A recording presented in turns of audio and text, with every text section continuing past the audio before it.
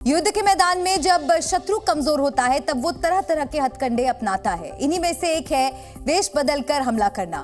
खुलासा हुआ है कि हमास ने इजराइल पर हमला किया तो इजराइल के ही सैनिकों के वेश में किया। यही वजह है कि अब इजराइल भी जवाबी कार्रवाई में हमास को उसी के सीक्रेट सुरंगों में दफन कर रहा है और इसी के साथ नेतन्याहू ने आतंकियों के खिलाफ ये युद्ध छेड़ दिया है। और इस ऑपरेशन के बारे में हम आपको बताएं जिसका नाम है कालनेमी, इस खास रिपोर्ट में।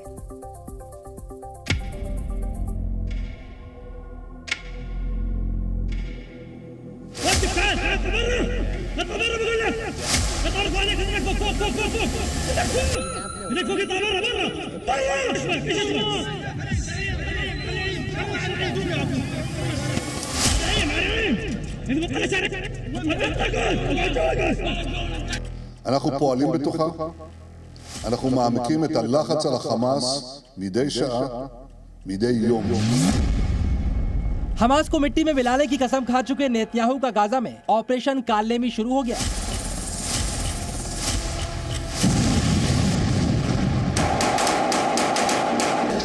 हमास का नाम और निशान मिटाने के लिए इजरायली फौज का प्लान बी यानी मिशन नेस्तनाबूत एक्शन में है।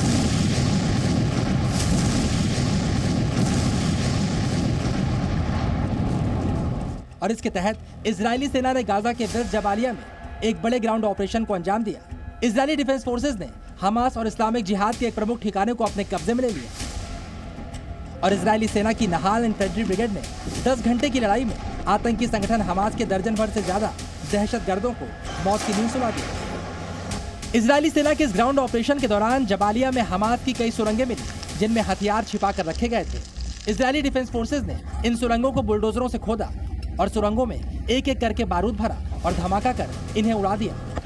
गाजा में ग्राउंड ऑपरेशन को अंजाम दे रही इजरायली सेना ऐसे ही हमास के सुरंगों के मकड़जाल पर धावा बोल रही है। गाजा शहर के नीचे बसे बारूदी तहखानों को धुआं कर रही है। और अब तक जिन सीक्रेट सुरंगों के दम पर हमास इजरायल को ललकार रहा था, जिन सुरंगों के बल पर हमास अब तक चकमा दे रहा था, इजरायल की सेना ने आतंकियों का दम उन्हीं सुरंगों में घोटने की तैयारी कर ली है।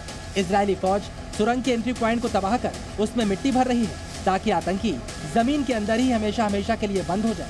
यानी हमास के आतंकियों की लाइफलाइन सुरंगों में उन्हें हवा तक नसीब नहीं होगी, न सांस लेने के लिए ऑक्सीजन होगी। छटपटाकर जब हमास के आतंकी सुरंगों से बाहर आने की कोशिश करेंगे तो निकल नहीं पाएंगे। जिन सुरंगों में हमास के आतंकी बैठकर हमले की प्लानिंग कर रहे हैं, आईडीएफ उन्हें वहीं पर दफन कर देगी। सुरंगों का पाताल लोक हमास के आतंकियों की कब्रगाह बन जाएगा। यानी हमास का अंत उसी कालनेमी की तरह होगा जो रूप बदलकर इजरायली सेना को छल और कपट के युद्ध में उलझाए हुए है। कालनेमी की तरह हमास ने भी 7 अक्टूबर को वेश बदलकर हर लक्ष्मण रेखा लांघते हुए इजराइल पर हमला किया था। ताजा रिपोर्ट के मुताबिक 7 अक्टूबर को हमास के आतंकियों ने हर सीमा लांघकर इजरायली नागरिकों को निशाना बनाया। रिपोर्ट के मुताबिक हमास के आतंकी इजरायली डिफेंस फोर्सेस की वर्दी में आए थे। लोगों को लगा उनकी सेना मदद के लिए आई है, लेकिन जब वो घरों से बाहर निकले तो हमास के आतंकियों ने बेरहमी से लोगों को मौत के घाट उतार दिया। कालनेमी राक्षस की तरह हमास के आतंकियों ने षड्यंत्र रचा और क्रूरता बर्बरता की हदें पार कर दी। 1 महीने से जारी युद्ध में हमास ने कई हथकंडे अपनाए जो पूरी तरह युद्ध के नियमों के खिलाफ है। हमास के आतंकियों ने बच्चों को ढाल बनाया, बच्चों के स्कूल में रॉकेट लॉन्चर लगा दिए, तो वहीं पार्क में बारूदी सुरंग बिछाकर इजरायली फौज को चकमा देने की कोशिश की। यही नहीं, हमास के आतंकियों ने बच्चों के स्कूल बैग में भी बारूद भरकर युद्ध में इस्तेमाल किया। हमास के आतंकियों ने गाजा में आम जनता के सेफ जोन को आतंक अड्डा बना लिया। अस्पतालों, मस्जिदों और स्कूलों का भी इस्तेमाल किया गया, जिसके बाद इजरायली फाइटर जेट्स ने इजरायल के खिलाफ अड्डों को चुन चुन कर बारूद बरसाकर तबाह कर दिया। इजरायली लोगों को बंधक बनाकर हमास ने खतरनाक प्लान बनाया। बंधकों पर मोल भाव कर ब्लैकमेल करने की कोशिश की। सीज फायर के लिए इजरायल पर दबाव बनाने की कोशिश भी हमास की तरफ से हो रही है। वहीं इजरायली सेना ने एक बार फिर साफ कर दिया, वो हमास के खात्मे तक नहीं रुकने वाली। इजरायली सेना ने यह भी कहा कि सीज फायर यानी युद्ध विराम का सवाल ही नहीं उठता। אין הפסקת אש. תשמעו, אין הפסקת אש. אנחנו נלחמים בחמאס. אין הפסקת אש. הציבור של חמאס בורח מהצפון, מהדרום, כי הוא מבין שחמאס משתמש בו כמגן אנושי. अमेरिका कुछ दिनों के लिए युद्ध रोकने की पैरवी कर रहा है, जबकि इजराइल हमास के खात्मे और सभी बंधकों की रिहाई तक जंग जारी रखने की मूड में है। हालांकि खबरें आ रही हैं कि युद्ध विराम की मुहिम को आगे बढ़ाने के लिए 15 इजरायली बंधकों को रिहा किया जा सकता है। लेकिन नेतन्याहू ने हमास की साजिशों को ध्वस्त करने के लिए ऑपरेशन कालनेमी को और विध्वंसक बना दिया है। यानी आईडीएफ अब हमास के संपूर्ण विनाश के बाद ही विराम लेगी। ब्यूरो रिपोर्ट, जी मीडिया। हमास के साथ जंग के 34वें दिन इजराइल ने नॉर्थ गाजा में हमले तेज कर दिए हैं। 7 अक्टूबर से लेकर अब तक की जानकारी हम आपको देते हैं ग्राफिक्स के जरिए। हमास के करीब 60 कमांडरों को मार गिराया है। आईडीएफ ने गाजा में हमास के चीफ याह्या सिनवार को उसके बंकर में अलग थलग कर दिया है। वो बंकर के बाहर की दुनिया से पूरी तरह से कट चुका है। वहीं जमीनी ऑपरेशन की शुरुआत से अब तक इजरायली सेना ने 130 सुरंगों को भी तबाह कर दिया है, जबकि अब तक इस युद्ध में 1400 से ज्यादा इजरायली लोगों की मौत हो चुकी है। तो वहीं 10,000 से ज्यादा फिलिस्तीनी लोगों की भी जान इस युद्ध में अब तक जा चुकी है। इजरायली सेना का दावा है कि अब वो युद्ध के आखिरी पड़ाव पर हैं और जल्द ही हमास का गाजा से नामो निशान मिट जाएगा।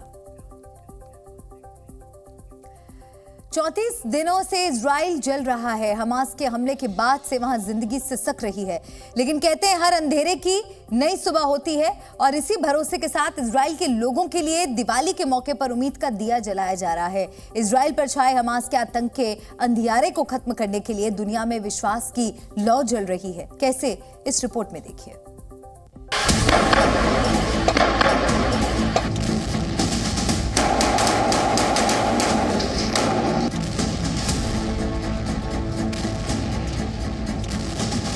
हमास से भीषण युद्ध के बीच भारत में इजरायली राजदूत नाओर गियोन ने उम्मीद की लौ जलाई है।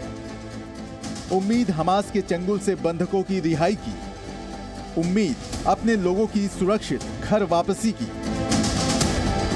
जिन्हें हमास के आतंकी 1 महीने से ज्यादा समय से अपने कब्जे में रखे हुए हैं।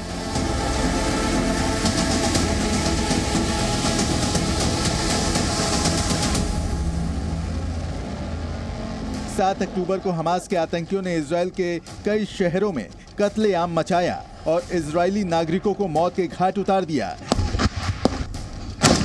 जबकि करीब 250 नागरिकों को अगवा करके गाजा ले गए, जिनका अब तक अता पता नहीं है।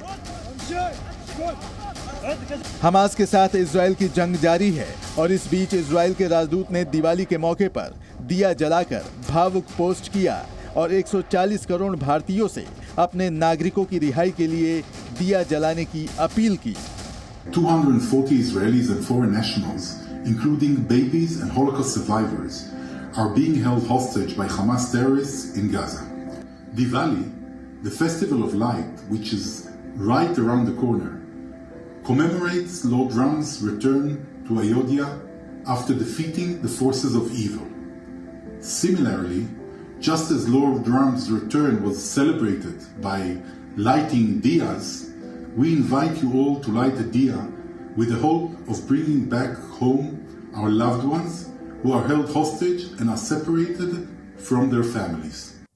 दिवाली भगवान राम के 14 साल बाद अयोध्या वापसी की खुशी में मनाई जाती है। इजरायली राजदूत को भरोसा है कि जिस तरह रावण का संहार भगवान राम ने किया, उसी तरह इजराइल भी हमास का खात्मा करके अपने नागरिकों को लेकर आएगा। वहीं अमेरिका में भी इजराइल हमास युद्ध के बीच उपराष्ट्रपति कमला हैरिस ने अपने आवास पर दिवाली मनाई। इस दौरान उन्होंने अपने संदेश में कहा कि रोशनी का त्योहार मनाना चाहिए। इजराइल हमास युद्ध का भी जिक्र करते हुए उन्होंने कहा, हम दिवाली ऐसे समय में मना रहे हैं जब हमारी दुनिया में बहुत कुछ हो रहा है। विशेष रूप से इजराइल और गाजा से आने वाली रिपोर्ट्स को देखना बहुत ही दुखद है। मुझे लगता है कि ये बहुत जरूरी है कि हम दिवाली मनाएं। ये त्योहार प्रकाश का जश्न मनाने के बारे में है।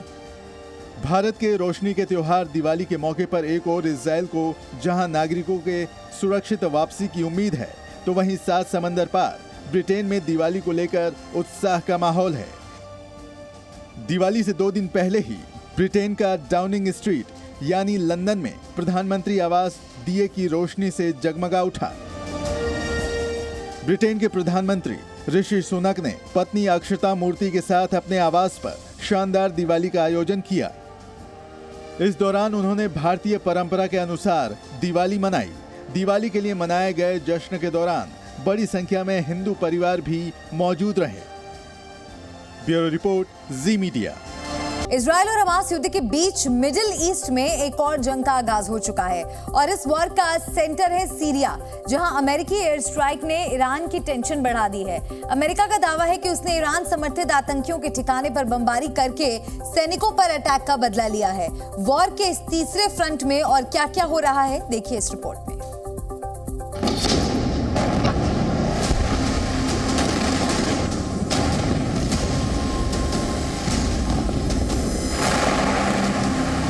पिछले 34 दिन से गाजा सुलग रहा है। 10,000 से ज्यादा लोगों की जान जा चुकी है, लेकिन युद्ध थमने की बजाय और भड़कता जा रहा है। अब इस युद्ध की आग में अमेरिका भी खुले तौर पर कूद चुका है और उसका निशाना बने ईरान समर्थित आतंकियों के ठिकाने। अमेरिका ने सीरिया में लड़ाकू विमान F-15 से बम बरसाए, जिसमें विद्रोही गुट से जुड़े 9 लोगों के मारे जाने का दावा किया जा रहा है। अमेरिका ने इस कार्रवाई को उनकी सेना पर हमले का बदला बताया है। अमेरिकी रक्षा मंत्रालय के मुताबिक हमारी सेना ने सीरिया में ईरान के हथियार डिपो पर स्ट्राइक की है। ये ईरान समर्थित संगठनों के अमेरिकी सेना पर हमले का बदला है। हालांकि दूसरी तरफ अमेरिका ये भी दावा कर रहा है कि वो ईरान के साथ जारी तनाव को बढ़ाना नहीं चाहता। वहीं इस हमले को लेकर विदेशी मीडिया ने दावा किया है कि सीरिया में अमेरिकी एयरफोर्स की एयर स्ट्राइक में ईरान के विद्रोही गुट से जुड़े 9 लोगों की मौत हो गई है। लेकिन सीरिया के लोग इस हमले का जिम्मेदार अमेरिका को नहीं बल्कि इजराइल को बता रहे हैं। लोगों का दावा है कि हवाई हमले में कम से कम 15 लोगों की जान चली गई। احنا اخذين حذرنا انه بفيش بعد شوي تضرب علق بهاي البلده في 15 شهيد من قصف الطيران الاسرائيلي المسير। ये पहली बार नहीं है जब अमेरिका ने सीरिया में ईरान से समर्थन पाने वाले विद्रोही संगठनों को निशाना बनाया हो।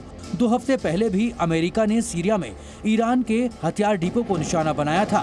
उस वक्त अमेरिका ने ईरान को ऐसा न करने की खुली चेतावनी दी थी। Well, the president has been very straightforward on this.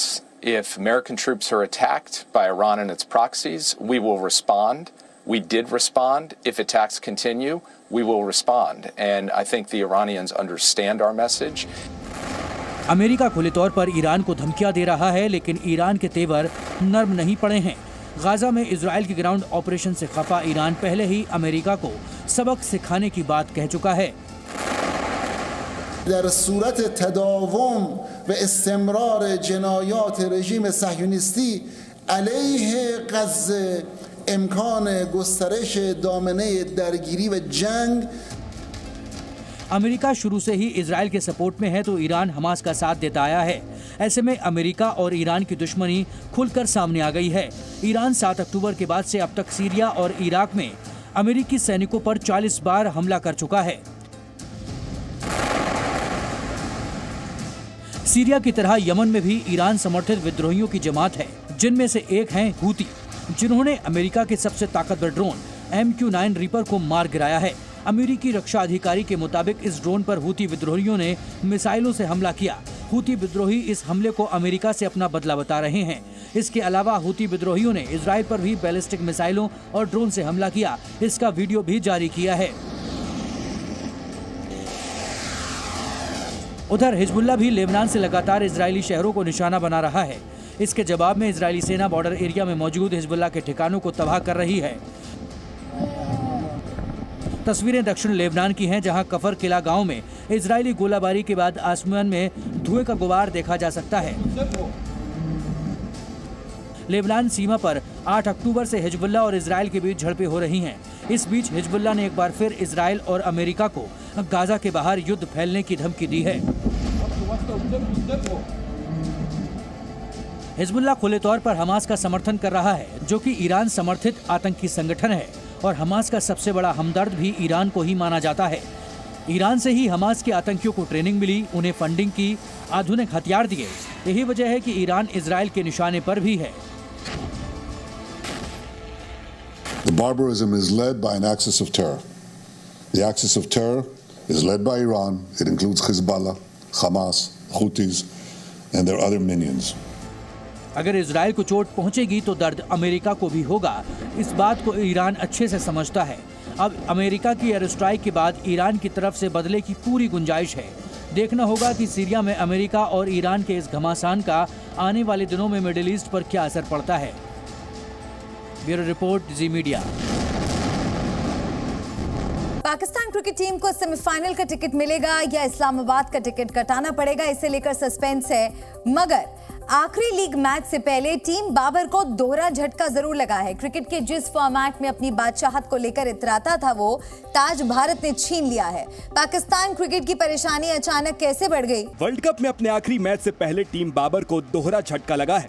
पाकिस्तानियों को जिस पर घमंड था, वो सब एक ही दिन, एक ही वक्त, एक साथ छिन गया। रैंकिंग में पाकिस्तान के खिलाड़ियों का ताज भारत ने उस वक्त छीना है जब टीम बाबर को वर्ल्ड कप के लीग राउंड का अपना आखिरी मुकाबला इंग्लैंड के साथ खेलना है। यही मैच टूर्नामेंट में पाकिस्तान की भविष्य तय करेगा। उससे ठीक पहले पाकिस्तान क्रिकेट बोर्ड में भी भूचाल आया है। क्रिकेट में जादू की छड़ी नहीं, बल्कि परफॉर्मेंस अहम होता है और टीम इंडिया ने वो पूरी दुनिया के सामने करके दिखाया है। इसकी वजह भारत के हर खिलाड़ी का दमदार खेल है। यही वजह है कि आईसीसी की वनडे रैंकिंग में भारत का ही दबदबा है और पाकिस्तान पस्त होता जा रहा है। बाबर आजम वनडे क्रिकेट में लगातार 351 दिन तक नंबर 1 पोजीशन पर रहे, मगर अब शुभमन गिल ने बाबर की बादशाहत खत्म कर दी है। शुभमन गिल 830 पॉइंट के साथ टॉप पर हैं और बाबर आजम 824 पॉइंट के साथ दूसरे नंबर पर खिसक गए हैं। आईसीसी की नई लिस्ट के मुताबिक टॉप 10 बल्लेबाजों में भारत के 3 खिलाड़ी हैं, जिसमें नंबर 1 पर गिल हैं, नंबर 4 पर विराट और नंबर 6 पर कप्तान रोहित शर्मा, जबकि पाकिस्तान का सिर्फ एक ही खिलाड़ी है